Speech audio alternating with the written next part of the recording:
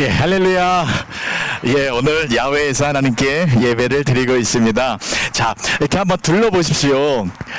하나님이 만드신 창조의 아름다운 공간입니다. 자, 이렇게 자연의 모습을 보면 무슨 생각이 드냐면 하나님이 계시는 것 같지요.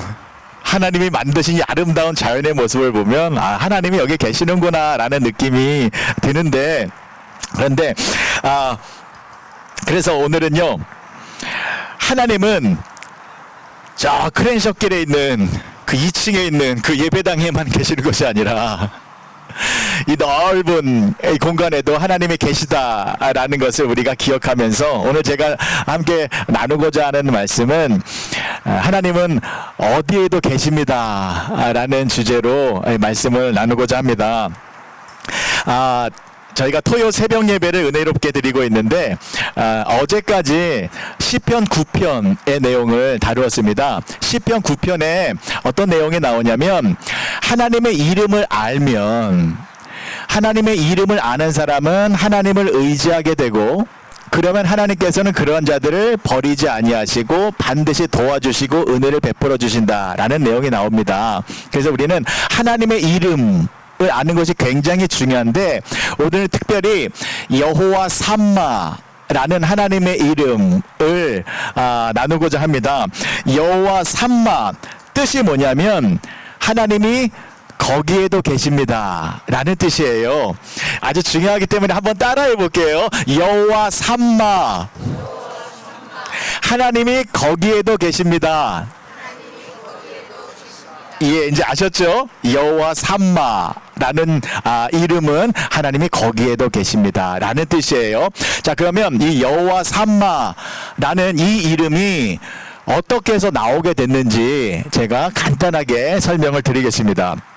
여러분, 구약 이스라엘의 역사 가운데 가장 치욕적인 날이 BC 586년이에요. 그날이 어떤 날이냐면 남유다가 바벨론에 의하여 패망한 해입니다. 남유다가 바벨론에 의해 패망했는데 한 번의 침공으로 패망한 것이 아니라 세 번의 침공이 있었어요. 각 침공 때마다 남유다의 백성들을 바벨론으로 포로로 끌고 갔거든요.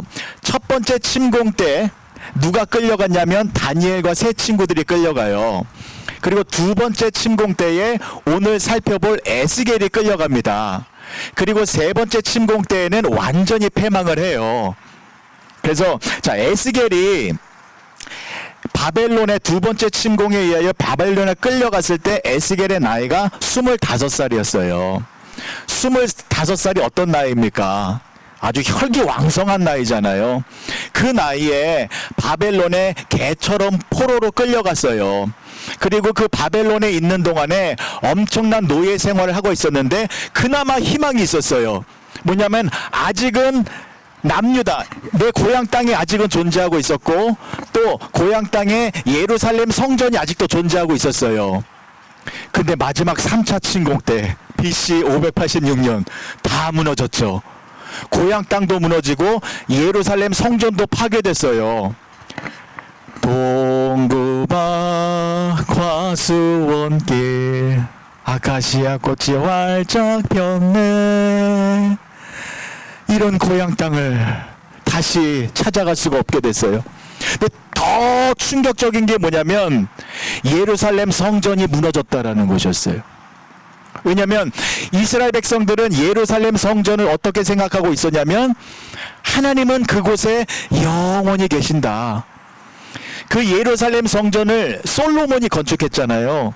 건축하고 난 다음에 솔로몬이 어떤 고백을 했냐면 하나님은 이곳에 영원히 계시옵소서 라고 고백을 했고, 이스라엘 모든 백성들도 그 말을 믿고 있었어요. 그래서 이스라엘 백성들은 우리는 하나님의 말씀에 불순종해서 우상 숭배하고 못된 짓 할지라도 하나님은 반드시 예루살렘 성전에 영원토록 계실 것이다 라는 믿음이 있었는데 그 예루살렘 성전이 파괴됐대요. 완전히 파괴됐대요. 그럼 이스라엘 백성들이 무슨 생각을 했냐면 하나님이 우리를 떠나셨구나. 이게 너무 큰 충격이었던 거예요. 우리도 그렇죠. 어려움이 찾아올 때 이 문제는 우리가 이겨낼 수 있겠는데 하나님이 나를 떠나신 것 같다라는 느낌이 들면 이건 정말 괴로운 거잖아요. 이스라엘 백성들이 바벨론 지역에서 고향도 무너졌죠. 특히 예루살렘 성전이 무너졌다라는 소식을 듣고 모든 것을 우리는 다 잊어버렸구나. 소망도 잃어버렸고 희망도 잃어버렸고 하나님도 우리를 떠나셨으니 우리의 인생은 끝장났구나 라는 좌절과 어떤 낭만과 슬픔 가운데 처해 있을 때, 그때 어느 날 하나님께서 에스겔 선지자에게 찾아오십니다. 그리고 에스겔 선지자에게 메시지를 주세요. 어떤 메시지냐면 이스라엘이 회복될 것이다. 그리고 예루살렘 성전이 다시 회복될 것이다 라는 메시지를 주세요. 그래서 여러분들이 에스겔서를 한번 읽어보시면 굉장히 복잡할 거예요. 근데 복잡하지 않아요. 이런 내용이거든요. 이스라엘 백성들이 완전히 절망 가운데 빠져 있을 때에 하나님이 에스겔 선지자를 통하여 이스라엘과 예루살렘 성전이 회복될 것이다, 이걸 알려주는 거예요. 그래서요 여러분, 33장부터 무슨 말이 나오냐면 에스겔서 33장부터 이제 회복의 말씀이 나와요. 자, 34장에는 이런 말이 나와요. 하나님이 목자가 되시어 이스라엘의 양떼들을 구원하여 주실 것이다 라는 말씀이 나오고, 36장에서는 하나님의 이름이 더럽혀졌잖아요. 지금 이스라엘 백성들은 하나님이 세우신 백성이고 민족인데 바벨론이라는 이방 민족에 의하여 패망했고 포로로 끌려갔잖아요. 하나님의 이름이 더럽혀졌어요. 그래서 하나님이 내가 나의 이름을 회복하기 위하여 내가 이스라엘 백성들을 구원하여 다시 회복시킬 것이다 라는 말씀을 주세요. 그리고 37장에서는 그 유명한 마른 뼈들이 살아나요. 뼈들이 다시 살아나서 군대가 되는 모습을 보여줘요. 이렇게 다시 회복시킬 것이다. 그리고 39장에서는요 하나님의 열심이라는 단어가 나옵니다. 하나님의 열심으로 내가 반드시 이스라엘 백성들을 구원하여 그들에게 사랑과 은혜를 베풀 것이다 라는 말씀이 나옵니다. 자, 그리고 40장부터는요 본격적으로 구체적으로 어떠한 모습을 보여주실 것인지를 이상, 환상으로 에스겔에게 보여주시는데 40장에서는 그 성읍을 다시 회복시켜 주시는데 북문, 남문, 동쪽문, 그 문이 어떻게 만들어질 것인가를 보여줘요. 그리고 41장에서는 성소와 지성소가 어떻게 만들어지는지를 다시 또 보여주세요. 그리고 43장에서는 그 유명한 성전에서 물이 흘러요. 무릎까지, 발목까지, 무릎까지, 허리까지 차오르는 그 성전에서 다시 은혜의 물, 생명의 물, 축복의 물이 흘러넘칠 것이다 라는 것을 보여주세요. 자, 그리고 에스겔서가 48장이 마지막이에요. 그리고 오늘 읽은 본문의 말씀이 에스겔서 마지막 장 마지막 절입니다. 그러니까 이스라엘이 다 회복될 것이다, 성전이 회복될 것이다 라는 것을 알려준 이후에 마지막 말씀이 바로 오늘 본문의 말씀인데, 제가 다시 한번 읽어드릴게요. 잘 들어보세요. 그 사방의 합계는 18,000척이라 그날 후로는 그 성읍의 이름을 여호와 삼마라 하리라. 아멘. 여러분, 이것이 왜 은혜로운 말씀이냐면 예루살렘 성전이 무너졌습니다. 그래서 이스라엘 백성들이 좌절과 슬픔과 낭망에 빠져 있었습니다. 그런데 하나님이 예루살렘 성전을 다시 회복시키시겠다라고 말씀을 해주셨습니다. 환상으로 보여주셨습니다. 그럼 보십시오 여러분, 예루살렘의 성전이 파괴되어져서 그 성전이 다시 회복되어졌다면 그 성전의 이름이 무엇이 되어야 합니까? 예루살렘 성전이라고 이름을 붙여야 되잖아요. 근데 오늘 본문의 말씀에 보면 그 회복되어진 성전의 이름이 뭐라고요? 여호와 삼마. 여호와 삼마 뜻이 뭐라고요? 하나님이 거기에도 계시다. 그러니까 이스라엘의 예루살렘 성전이 무너졌죠.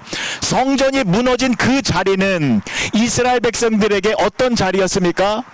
슬픔의 자리, 낭망의 자리, 눈물의 자리, 실패의 자리였잖아요. 근데 하나님이 그 자리를 다시 회복시키시는데 그 이름이 여호와 삼마, 거기에도 하나님이 계신다라는 말씀입니다. 너무나도 귀한 말씀 아닙니까? 하나님은 여러분들과 함께하고 계십니다. 하나님은 어느 곳에나 다 계십니다. 그런데 오늘 본문의 말씀에서 알려주는 것은 여러분들의 슬픔의 자리, 낭망의 자리, 고통의 자리, 거기에 하나님이 계신다라는 것입니다. 여호와 삼마. 그리고 여러분들의 그 슬픔에 무너진 예루살렘 성벽을 하나님께서 다시 회복시켜 주셔서 여러분들의 모습을 하나님의 은혜가 넘치는 모습으로 다시 변화시켜 주신다라는 말씀입니다. 야곱이 이걸 체험했잖아요. 야곱이 형 에서를 속이고 팥죽 한 그릇에 무엇을 갈취했습니까? 장자권을 갈취했죠. 이것을 형 에서가 알았습니다. 형 에서는 힘이 센 사람이었습니다. 그래서 너무 화가 나서 야곱을 죽이려고 했죠. 야곱은 불이 나게 도망갔습니다. 삼촌 라반 집으로. 하루 종일 달려간 거예요. 잡히면 죽으니까. 해가 졌습니다. 밤이 됐습니다. 광야에서 잠을 청해야 되는데 어제까지만 해도 편안한 침대에 누워서 따뜻한 이불 덮고 잤는데 오늘은 먼지만 가득한 광야 속에서 베개가 없어서 뭘 베고 잤습니까? 돌베개 자고 잤습니다. 얼마나 처량한 모습입니까? 지금 야곱이 누워있는 자리는 절망의 자리, 실패의 자리, 고통의 자리였어요. 자, 그런데 그날 밤에 야곱이 무엇을 체험했습니까? 사닥다리가 보이는데 하늘로 연결되어졌어요. 천사가 오르락내리락 하고 있어요. 그러면서 하나님을 만납니다. 하나님이 야곱에게 무슨 말씀을 해주시냐면 내가 너와 함께 할 것이다. 야곱아, 네가 이 땅에 다시 돌아올 것이다. 그 하나님의 뜻이 이루어지기까지 하나님은 야곱과 늘 함께 할 것이다 라는 약속을 주세요. 자, 야곱이 그 광야에서 하나님을 만났습니다. 그때 야곱이 뭐라고 고백을 했는지 아십니까? 창세기 28장 16절에 이런 말씀이 나와요. 야곱이 잠이 깨어 이르되 여호와께서 과연 여기 계시거늘 내가 알지 못하였도다. 하나님이 과연 여기 계셨었는데 내가 그것을 알지 못했구나. 이 광야와 같은 슬픔의 자리, 고통의 자리, 눈물의 자리에도 하나님이 계셨고 그 하나님을 야곱이 만났습니다. 그리고 나서 어떻게 했습니까? 베고 있던 돌베개에 기름을 부어서 거기에 단을 쌓았죠. 그 단 이름이 무엇일까요? 베델. 베델의 뜻이 무엇입니까? 하나님의 집. 하나님의 집. 그러니까 조금 전까지는 이 광야는 슬픔의 자리였어요.